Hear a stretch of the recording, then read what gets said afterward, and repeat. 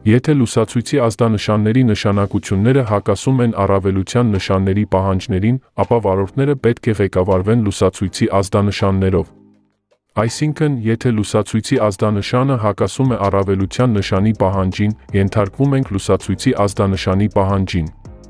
Եթե չեն հակասում, ենթարկվում ենք առավելության նշանի պահանջին։ Այս օրինակում, երբ միացված է լուսացույցի արգելող կարմիր լույսը և տեղադրված է կանգ առավելության նշանը, ապա իրար չեն հակասում, երկուսն էլ ասում են կանգնիր։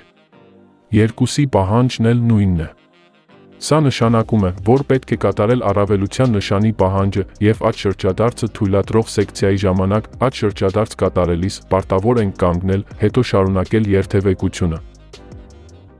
Այս օրինակում, երբ միացված է լուսացույցի թույլատրող կանաչ լույսը և տեղադրված է կանգ առավելության նշանը, ապա իրար հակասում են, կանաչ լույսը ասում է գնա, կանգ նշանը ասում է կանգնիր։